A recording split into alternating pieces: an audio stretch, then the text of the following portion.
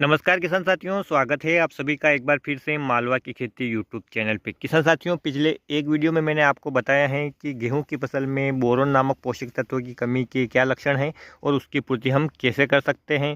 Boron की कमी से क्या उपज में फ़र्क देखने को मिलता है। यदि आपने वो वीडियो नहीं देखा है तो जाकर देख सकते हैं। किसान साथियों, इसी कड़ी में आज हम गेहूं की फसल में मैंगनीज नामक पोषक तत्वों की कमी के क्या लक्षण हैं और इसका उपज पे क्या प्रभाव पड़ता है, इसके लक्षण क्या हैं और कैसे इसकी कमी को हम दूर कर सकते हैं। तो पूरी जानकारी के लिए आप वीडियो को आखिर तक जरूर देखिएगा।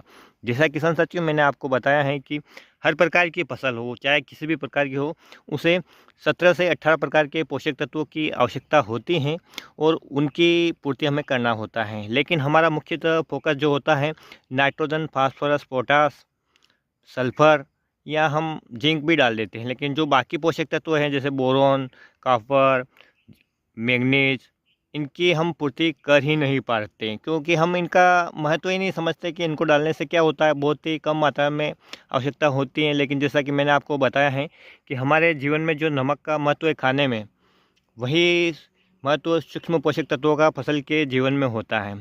यदि आपकी सब्ज़ी में नमक न डाला जाए किसान साथियों, तो एक तो वो स्वाद की भी नहीं लगेगी, दूसरा है वो आपके शरीर को भी आयोडीन की पूर्ति नहीं कर पाएगी, तो आपको भी घेंगा नामक रोग हो सकता है। तो इसी प्रकार से इन सूक्ष्म पोषक तत्वों का रोल भी हमारी फसलों में होता है।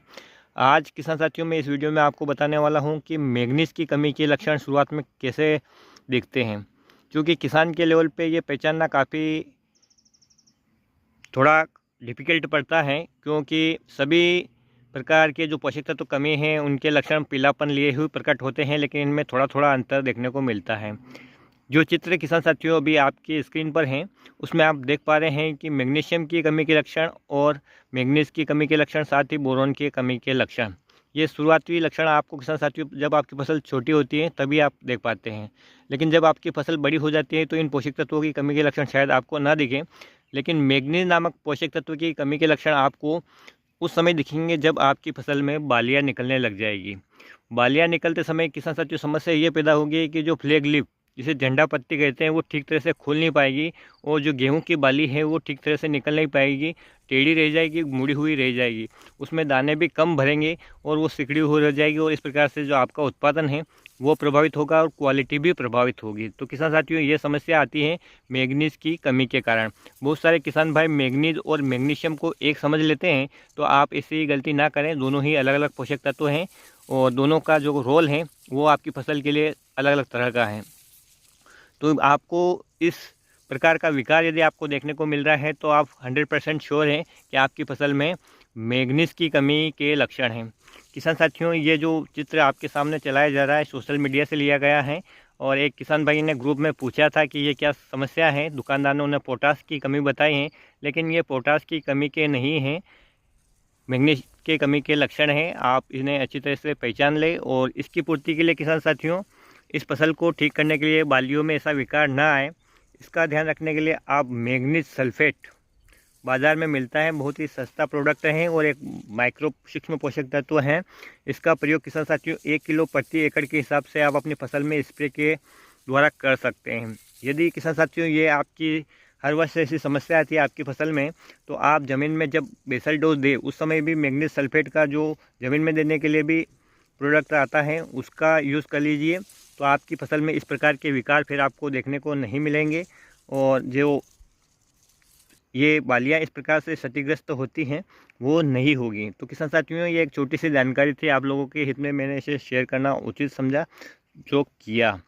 कुछ किसान भाइयों को इस पे जानकारी सही भी लग सकती है, कुछ को नहीं लग सकती हैं, तो ये तो अपना अपना मत है। किसान साथियों, यदि आपको वीडियो अच्छा लगा हो तो आप वीडियो को लाइक ज़रूर कीजिएगा और अन्य किसान भाइयों के हित में इस वीडियो को शेयर ज़रूर कीजिएगा, ताकि यदि उनके भी खेत में इस प्रकार की समस्या आ रही है तो वो आसान सा उपाय करके अपनी फसल को ठीक कर सकते हैं और अपनी उपज है वो कम लागत में भी बढ़ा सकते हैं। दुकानदार के पास जाओगा तो वो आपको तरह तरह की जानकारी और तरह तरह की दवाइयाँ दे देगा, लेकिन जब तक सही जानकारी नहीं हो, सही दवाई का प्रयोग नहीं होगा, तब तक आपकी जो फसल है वो ठीक नहीं होगी।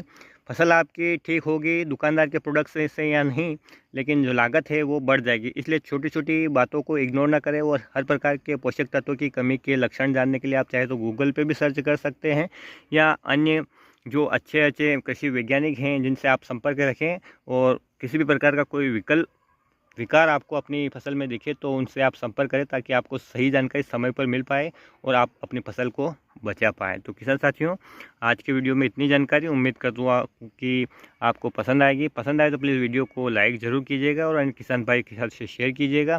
फिर मिलेंगे एक नए वीडियो में एक नई जानकारी के साथ। तब तक ख्याल रखिएगा आप अपना, अपने परिवार का और अपनी फसलों का। वीडियो देखने के लिए आपका बहुत बहुत धन्यवाद। जय हिंद, जय जवान, जय किसान।